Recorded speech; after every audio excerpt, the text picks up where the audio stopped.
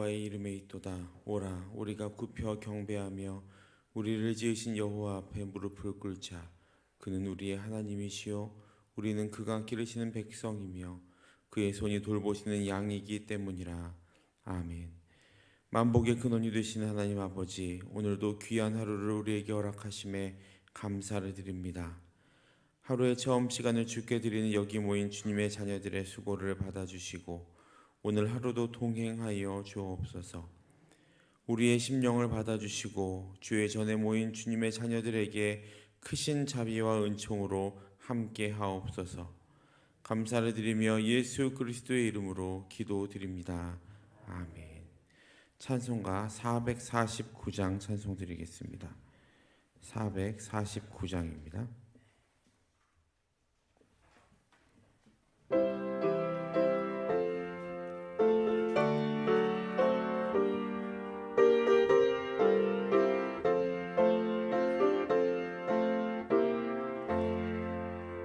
예수 따라가며 복음 순종하면 우리 행할 길 완하겠네. 주를 의지하며 순종하는 자를 주가 늘 함께 하시리라.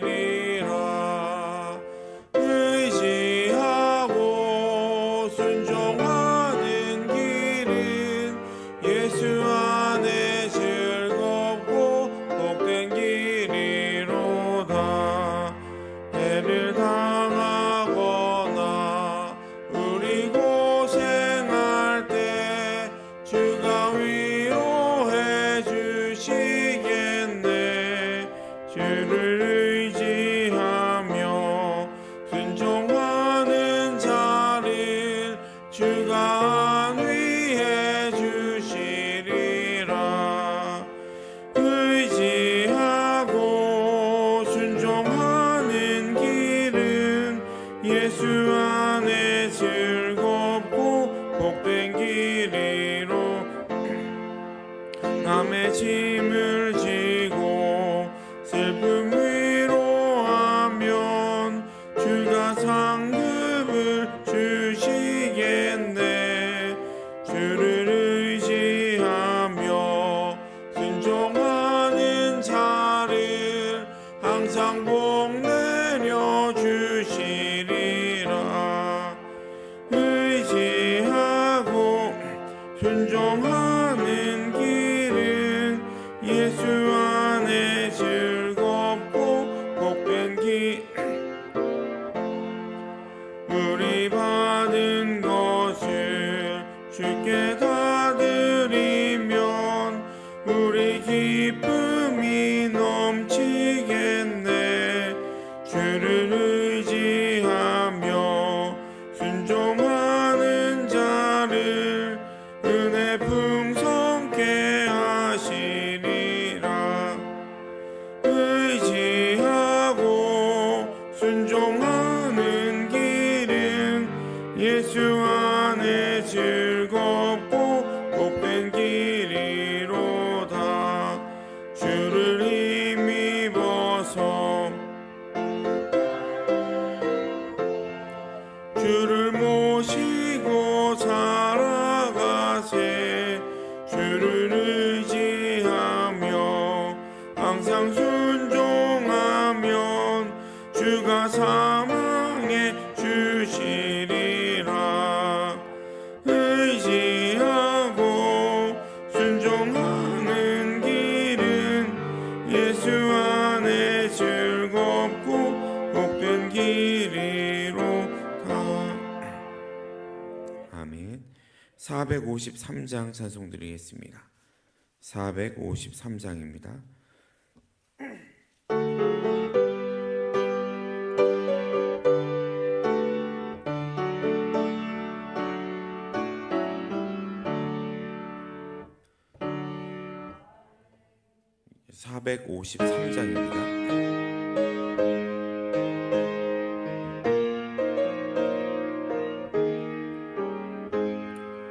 예수 더 알기 원하네.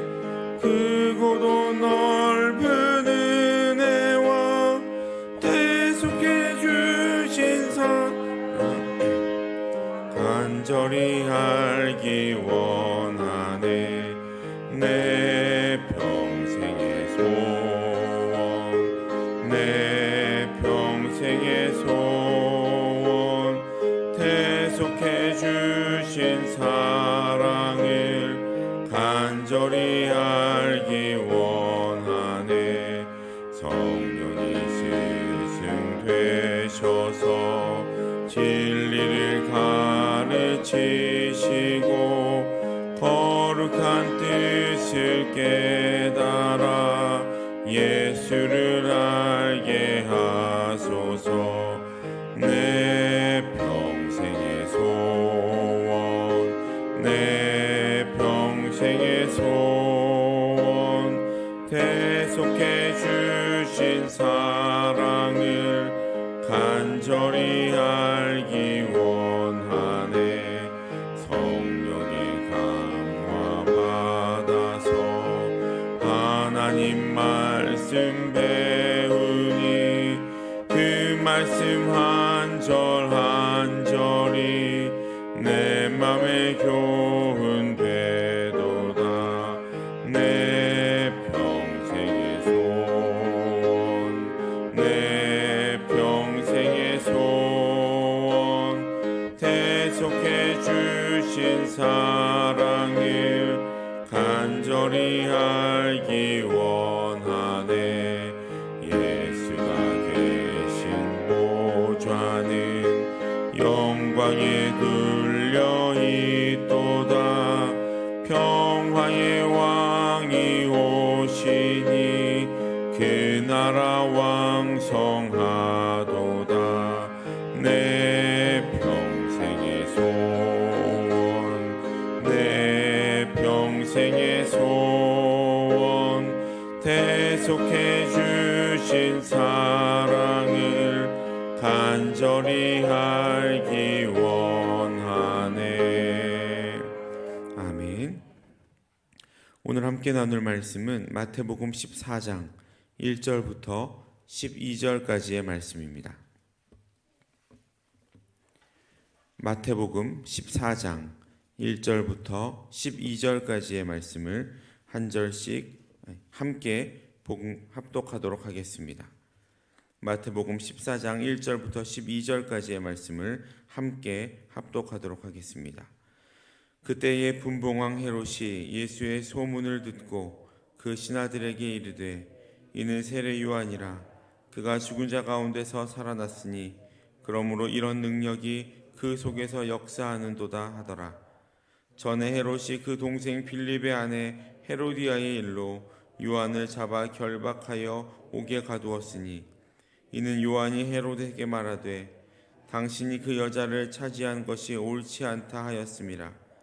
헤롯이 요한을 죽이려 하되 무리가 그를 선지자로 여김으로 그들을 두려워하더니 마침 헤롯의 생일이 되어 헤로디아의 딸이 연석 가운데서 춤을 추어 헤롯을 기쁘게 하니 헤롯이 맹세로 그에게 무엇이든지 달라는 대로 주겠다고 약속하거늘 그가 제 어머니의 시킴을 듣고 이르되 세례 요한의 머리를 소반에 얹어 여기서 내게 주소서 하니 왕이 근심하나 자기가 맹세한 것과 그 함께 앉은 사람들 때문에 주라 명하고 사람을 보내어 옥에서 요한의 목을 베어 그 머리를 소반에 얹어서 그 소녀에게 주니 그가 자기 어머니에게로 가져가니라. 요한의 제자들이 와서 시체를 가져다가 장사하고 가서 예수께 아뢰니라. 아멘. 할렐루야. 하루의 첫 시간을 주님 앞에 나와 말씀과 기도를 여시는 여기 계신 모든 성도님들을 주님의 이름으로 환영하고 축복합니다. 이 시간 우리에게 주신 하나님의 말씀이 오늘 우리에게 주어진 하루를 살아가는 힘이 되는 주님의 음성이 되시기를 간절히 소망합니다.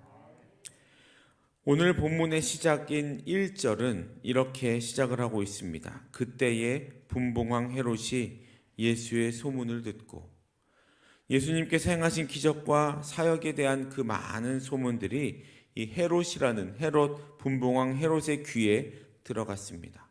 여기에서 등장하는 이 헤롯은 아기 예수를 죽이려고 했던 헤롯 대왕의 아들이었던 헤롯 안티파스입니다.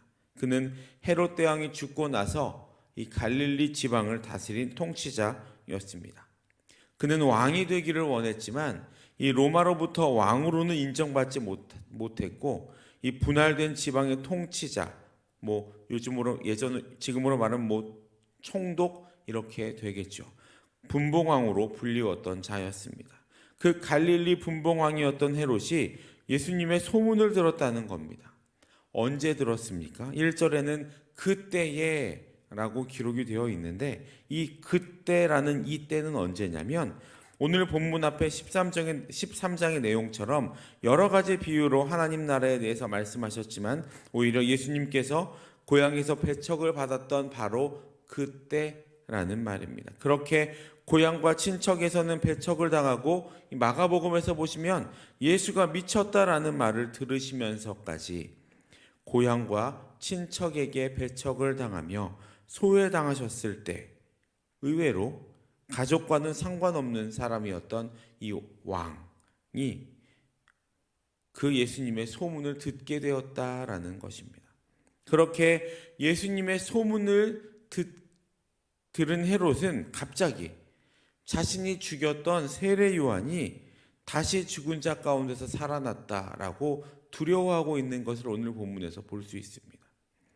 왜 그렇게 자신이 죽였던, 자신의 손으로 죽인 세례 요한이 다시 살아났다고 두려워했던 것일까요? 그 이야기가 3절 이하에서 왜 헤롯이 세례 요한이 다시 살아난 것으로 두려워했는지 3절 이하에 잘 나타나 있습니다. 세례 요한이 죽기 전에 세례 요한은 동생 빌립의 아내였던 헤로디아를 빼앗아서 자신의 부인으로 삼았습니다. 헤롯에게 그 일이 잘못된 일이라고 말하는 사람이 바로 이 세례 요한이었죠. 그 말을 들은 헤롯은 세례 요한을 죽이려고 했습니다. 심기가 불편했기 때문입니다. 감히 왕인 자신에게 직언을 했다라고 말입니다. 하지만 헤롯도 그렇고 신하들도 그렇고 이 선지자 세례 요한을 죽이면 자신들이 벌을 받을 것 같았는지 죽이기를 두려워했습니다. 선뜻 누가 나서서 세례 요한을 잡아오지도 않고 또 세례 요한을 죽이려고 하지도 않았다라는 겁니다. 그래서 할 수 없이 헤롯은 세례 요한을 옥에 가두어 놓았습니다. 그때 마침 헤롯의 생일에 기쁨을 준 이 헤로디아의 딸의 요청에 의해서 헤롯은 결국 세례 요한을 죽이게 되죠. 죄는 죄를 낳습니다. 헤롯은 율법을 여기고 부도덕한 이혼을 하고 또 결혼을 했습니다. 그리고 그것이 잘못인 것도 알고 있었습니다. 하지만 그것을 인정하지 않고 오히려 그것을 덮기 위해서 지금 세례 요한을 죽이기까지 합니다. 그런데 거기에서 끝인 줄 알았는데 그 죄악은 자신을 조금씩 망가뜨리고 있었습니다. 이게 죄의 본질입니다. 그래서 야고보서 1장 15절엔 이렇게 기록이 되어 있죠. 욕심이 잉태한즉 죄를 낳고 죄가 장성한즉 사망을 낳느니라. 그렇게 자신에게 이빠른 소리를 했던 세례 요한을 죽였던 이 헤롯의 마음은 편치 않았을 것입니다. 죽이면 안 되는 사람을 내가 혹시 죽인 것은 아닐까? 그런 걱정에 휩싸였던 그때 그는 어디선가 기적을 행하고 이 세례 요한처럼 올바른 소리를 서슴없이 하는 어떤 사람, 예수라는 사람의 소문을 듣게 된 것입니다. 그 소문을 들으면서 헤롯의 마음에 어떤 마음이 들었을까요? 아, 내가 그렇게 죽였던 세례 요한이 다시 살아나서 나를 벌 주려고 온 것은 아닐까라는 생각에 사로잡혔던 것입니다. 자기 안의 죄의식 때문에 정확한 사리 판단을 하지 못했던 것이죠. 예수님이 아니고서 누가 죽었다가 다시 살아날 수 있겠습니까? 근데 이 세례 요한은 그 죄의식 때문에 정상적인 사리 분별을 하지 못했다라는 겁니다. 그 이후 상황에 대해서 오늘 본문에선 더 나타내지는 않고 그렇게 세례 요한의 죽음으로 이 오늘 본문을 마무리하고 있습니다. 그리고 이 성경의 결과만 보면 세례 요한의 머리는 베어져서 죽임을 당했고 헤롯은 불의한 폭력으로 권력의 중심에 서 있고 또 자신의 모든 죄를 덮고 승리한 것처럼 보여집니다. 다시 말해서 불의한 권력이 정직한 자를 죽이고 승리한 것처럼 보이기까지 한다라는 거죠. 그런데 정말 이 헤롯이 권력의 중심 또 승리자의 자리에 서 있는 사람처럼 보이십니까? 오늘 본문을 쭉 읽어보시면 아시겠지만 헤롯의 모습에는 오히려 승리자의 모습 또 권력자의 당당한 모습들이 보이지 않습니다. 오히려 자세히 들여다보면 헤롯은 두려움에 쫓기고 있는, 무서워하며 살아가고 있는 그런 사람처럼 보인다라는 것이죠. 이 헤롯은 무엇을 두려워한 겁니까? 그는 자신의 죄를 폭로했던 요한, 정확하게 자신의 죄를 직언했던 요한이 두려웠습니다. 또 그를 선지자로 인정하고 있는 백성들도 두려워했습니다. 게다가 자신의 맹세를 들은 함께 앉은 사람들, 그들의 이목도 두려워하며 맹세를 번복하지 못하고 세례 요한을 죽이는 불의한 명령을 내리기까지 했습니다. 주변에 있는 많은 사람들의 그 눈을 두려워했다라는 거죠. 헤롯은 겉으로 보기에는 권력자였습니다. 어떤 큰 세력을 지고 큰 권력을 쥐고 있는 사람처럼 보였지만 결국 죄악과 두려움에 사로잡힌 나약한 한 명의 인간일 뿐이었습니다. 아무리 높은 자리에 있고 아무리 큰 권력을 가진다고 해도 두려움에 사로잡힐 수밖에 없는 나약한 인간이었다라는 겁니다. 헤롯의 선택의 기준, 헤롯의 모든 선택과 헤롯이 했던 모든 결정의 기준은 허영과 교만이었고 또 무엇인가에 대한 두려움이었고 사람의 이목에 대한 두려움이었습니다. 그는 불의와 불행을 선택하는 어리석은 자, 그 이상도 그 이하도 아니었다라는 말입니다. 헤롯뿐만이 아닙니다. 불의하게 권력의 자리에 앉은 사람들은 대부분 이런 모습들을 보이며 살아갑니다. 자신이 불의하게 잡은 권력이기에 또 불의한 방법으로 빼앗길까 두려워하며 하루하루를 살아갑니다. 실제로 로마 제국의 대부분의 왕들도 그 권력을 빼앗길까 두려워서 왕이 되면 가장 먼저 했던 것이 무엇입니까? 자신들의 숙적들을 바로 다 제거해 버렸습니다. 심지어는 자신과 반대하는 사람은 그들의 가족까지도 다 죽여버렸습니다. 자신의 그 권력을 빼앗기지 않게 하기 위해서, 자신이 그렇게 빼앗은 것처럼 자신도 그렇게 빼앗기지 않기 위해서 그렇게 많은 사람들을 죽여나갔습니다. 우리나라 왕들도 그런 모습들을 참 많이 보였죠. 하지만 그들의 결말은 무엇이었습니까? 거의 대부분 병으로 죽거나 두려움에 몸이 쇠약해져서 죽거나 또 다른 숙적에게 죽임을 당하거나 인 것을 우리는 잘 알고 있습니다. 죄는 결국 또 다른 죄, 그리고 더 나아가서 죽음을 낳게 되어 있습니다. 그것은 죄의 뻔한 결과입니다. 죄를 짓고 성공하고 죄를 짓고 행복한 사람은 없습니다. 헤롯은 세례 요한을 죽임으로 모든 것을 다 해결한 것처럼 보였던 권력자였지만 결국 이 사소한 평안까지도 가지지 못한 불쌍한 사람에 불과했습니다. 그에 반해 세례 요한은 어땠습니까? 세례 요한은 불의 앞에 침묵하지 않았습니다. 불의에 대한 담대함이 있었습니다. 세례 요한의 판단 기준은 언제나 하나님의 공평과 하나님의 정의였습니다. 그는 선지자로서 사람들의 존경을 받는 사람이었고 메시아의 오실 길을 예비하는 일에 쓰임받은 사람이었습니다. 요한은 권력과 폭력이 아닌 오직 하나님만 두려워했던 사람이었습니다. 그는 자기 생명을 위해 살아가는 사람이 아니라 하나님이 주신 소명으로 살아가는 사람이었다라는 말입니다. 어떤 사람들은 그런 세례 요한의 모습을 보고 혀를 찼을 수도 있죠. 아이고, 사람이 좀 융통성도 좀 있어야지.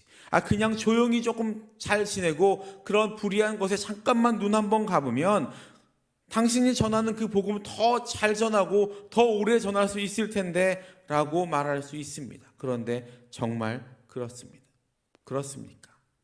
불의의 눈을 감고 하나님의 복음을 전하는 것이 합당한 일입니까? 하나님의 자녀의 모습에 대해서 예수님은 마태복음 10장 28절에서 이렇게 말씀하시죠. 몸은 죽여도 영혼은 능히 죽이지 못하는 자들을 두려워하지 말고 오직 몸과 영혼을 능히 지옥에 멸하실 수 있는 이를 두려워하라. 하나님의 자녀들이 두려워할 것은 세상도 아니고 세상의 기준도 아니고 세상의 이목도 아닙니다. 우리가 두려워해야 할 것은 세상과 타협하고 죄와 타협하며 그렇게 한 걸음 한 걸음 죄로 나아가 결국 하나님의 손을 놓치고 하나님을 잃어버려서 영원한 죽음에 이르게 되는 것. 우리가 두려워해야 할 것은 바로 그것입니다. 물론 불의에 대해 대항하는 방법적인 면에서 우리가 심각하게 고민을 해야 할 필요는 있습니다. 왜냐하면 모든 것의 심판자는 우리 하나님이시기 때문이죠. 불의에 대해서는 그것이 잘못이라고 당당하게 외칠 수 있어야 합니다. 하지만 그 일의 모든 결과는 하나님에게 맡겨야 합니다. 내가 원하는 방향으로 가지고 가서 내가 다 뒤집어 엎겠다고 막 싸우고 예전에 예수님의 제자들이 그러했던 것처럼 예수님 가서 다 뒤집어 엎어버리시죠 라고 이야기하는 것은 잘못된 방법입니다.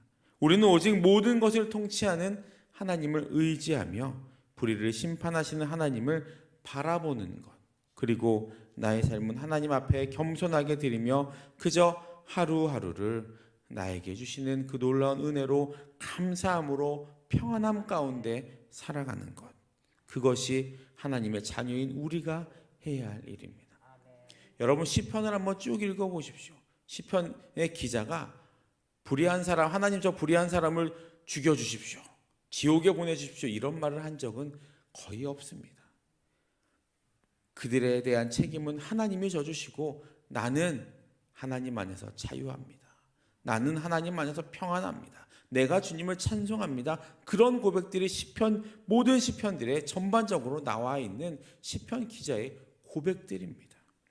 사랑하는 성도 여러분, 우리들은 인생에서 여러 가지 선택의 상황에 놓여지게 됩니다.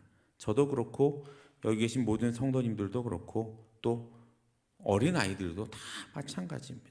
그래서 어떤 철학자는 이런 말을 했죠. 우리의 인생은 태어남의 B와 죽음의 D 사이의 선택의 C다.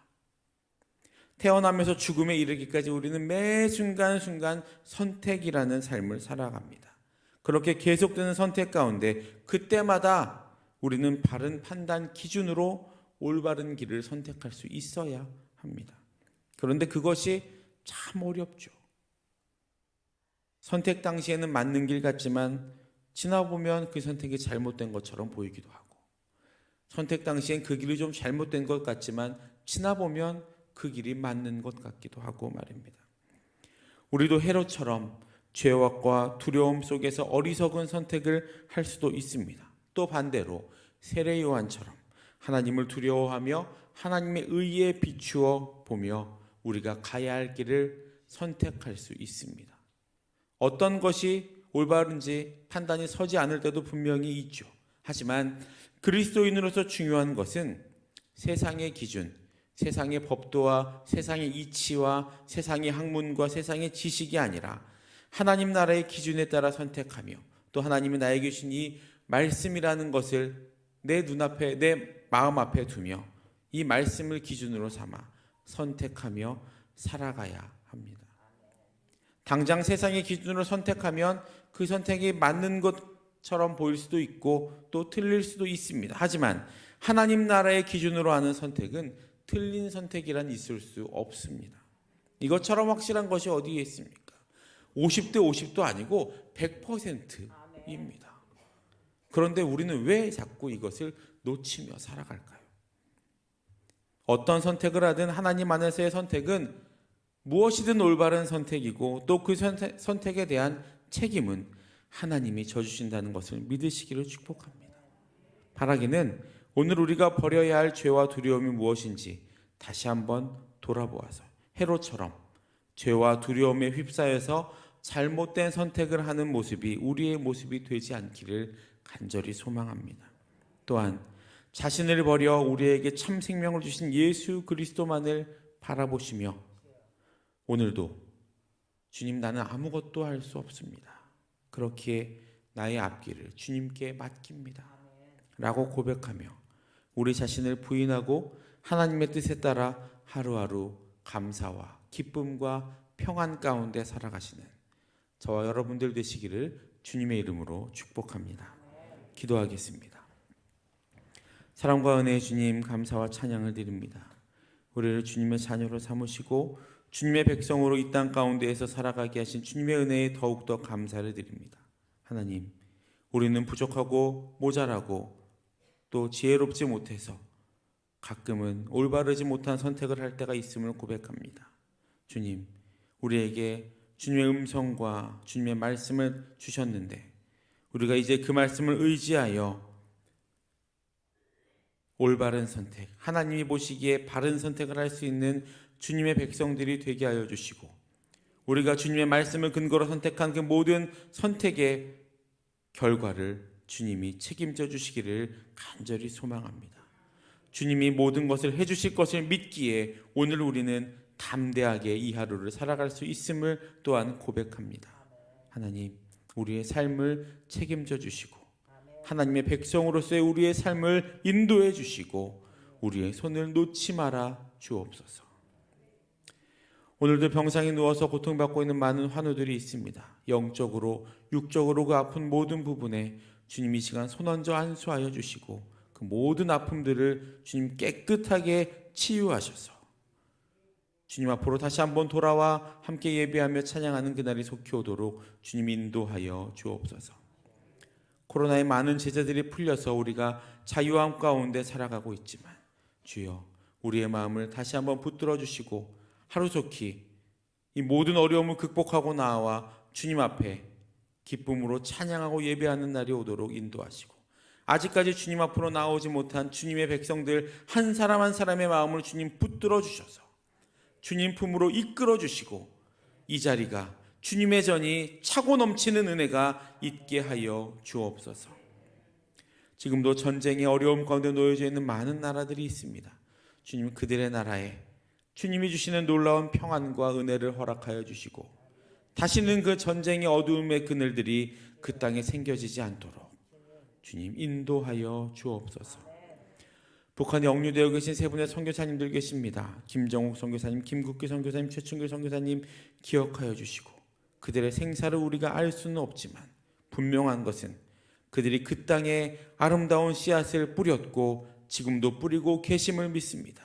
주님, 그 땅에 뿌려진 씨앗들을 주님 키워주시고 하나님 나라의 아름다운 열매가 속히 맺혀져서 그 북한 땅이 주님의 나라로 돌아오는 은혜가 있게 하여 주옵소서.